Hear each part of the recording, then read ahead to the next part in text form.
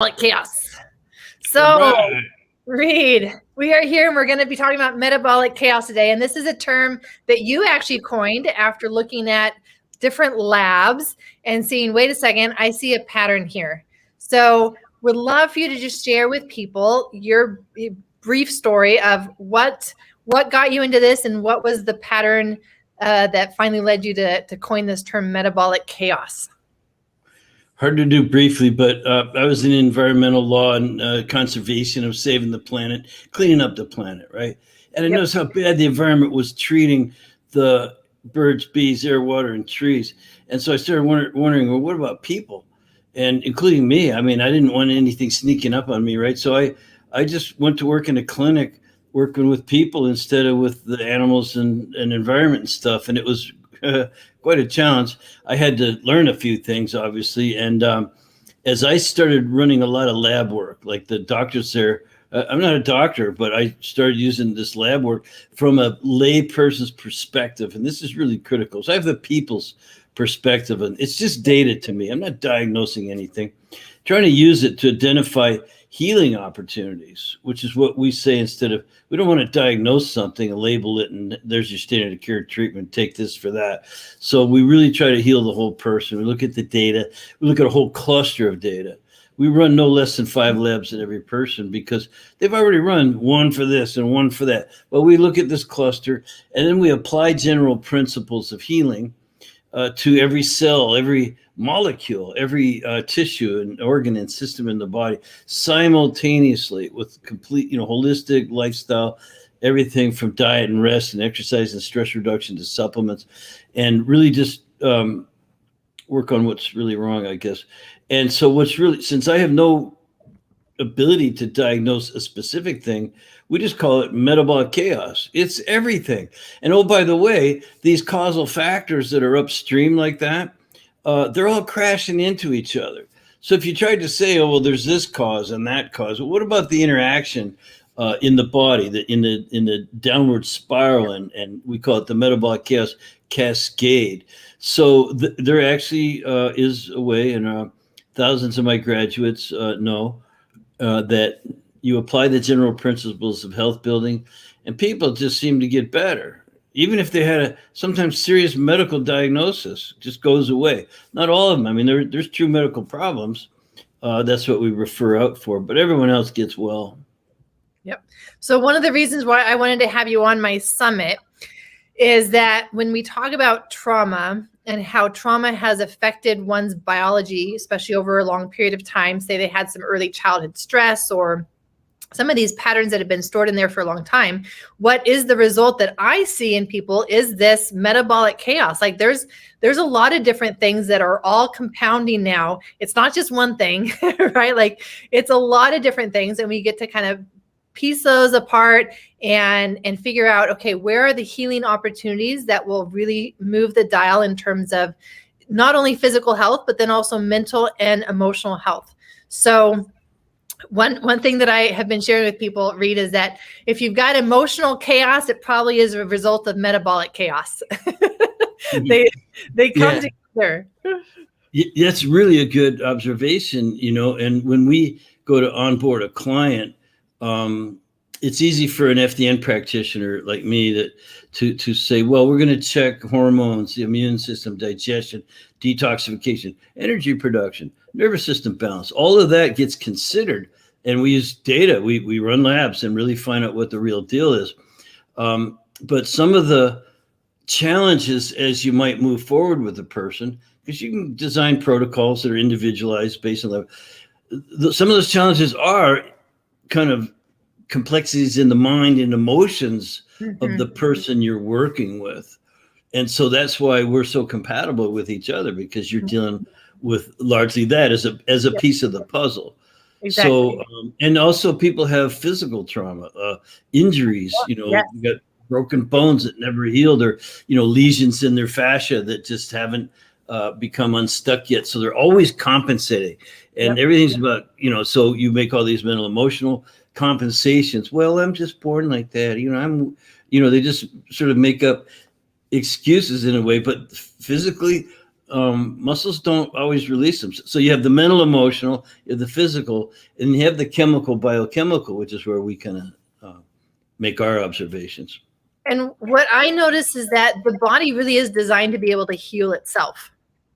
And so especially when it goes through an injury, even if it's a physical injury, even if it's an emotional injury, Reed, like we would expect the system to naturally be able to bounce back from that, recover, and not get stuck in these patterns of continued pain, continued injury, continued reactivity.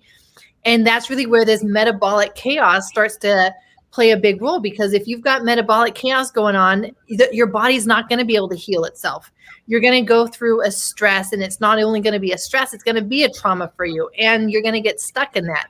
And so this is where it becomes so important to really identify these healing opportunities in order to help your system be able to heal itself when it goes through whatever life circumstances are thrown at it, whether it's, again, a physical injury or an emotional injury. Yeah, absolutely. And speaking of that design, you said the body's designed to be healthy and heal itself. Well, what about that design? Where's that come from? And is that enough? Because that's the innate intelligence of the body.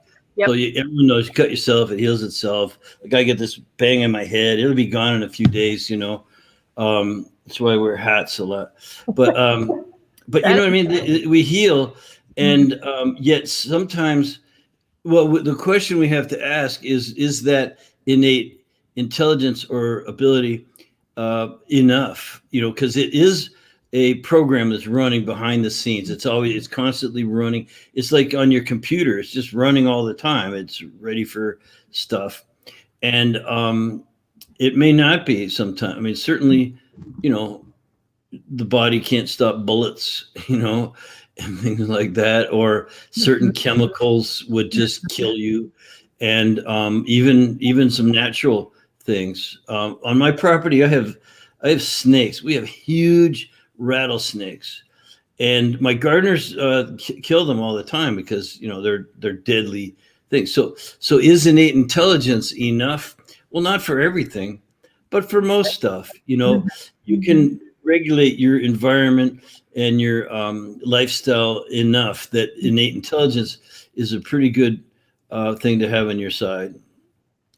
That, and when a person is going through any kind of trauma recovery, right, whether they've had just chronic stress and they've been in overwhelm, or they've actually been diagnosed with something like PTSD, until they really are addressing the metabolic chaos that's underneath that, their progress is going to be so much slower if they're really even going to be able to reach full potential of their healing.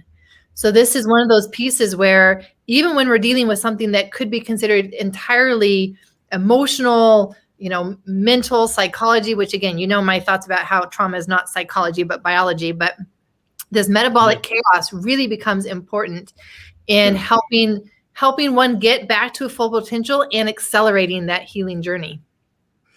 Yeah, and it works both ways. How many people do you know, or have you ever been told, or someone has been told this? They go to their physician, he runs some blood work, and he goes, "Everything's normal. You're fine. So you must be crazy. It's all in your head."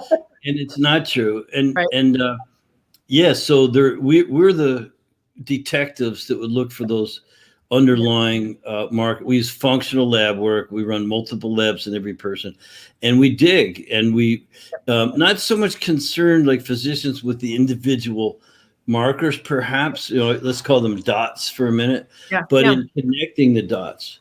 So there's dot, and someone trained in a certain mentality would go, "Oh, look at that. Let's raise it. Let's lower it. It's too high. It's too low." We go, "Well, let's look at all the other dots."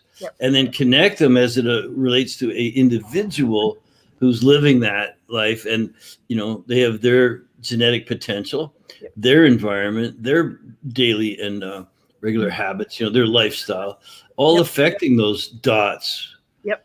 So how the dots get out of balance? That's the real question.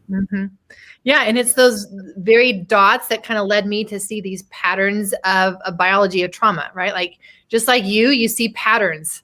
I see patterns. Like they become very obvious when you start looking at all the dots. And it's like, wait a second, I've seen this constellation of dots before. In fact, I've seen it quite a bit. This is not just a coincidence. This is now something that is here, that the body, it's like the wisdom of the body, right? Like it's showing us what can be done in these healing opportunities. So awesome, Reed. I'm so excited to have you on this summit. People will be able to catch your full interview. The summit is one week away, and we're launching, and they'll be able to watch your full interview on metabolic chaos and emotional chaos. Well, I really enjoyed that interview. You know, we got into it pretty deep and pretty thorough, and gave some logical and sensible recommendations. And I think people will really enjoy it. You know, when I was laughing because when I said I see patterns, I'm saying I see colors, man. Like, you know, we see patterns. It does seem a bit weird, but it's true, man. And once you see them and recognize them, then you're able to really help people, because everything fits into those patterns. Exactly. And you've got some exciting stuff coming on. I know that you are actually building a lot into your modules for your training program.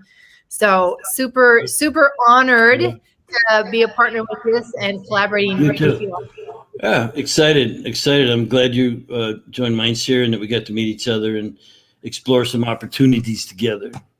Awesome. Thank you, Reed. Okay, bye.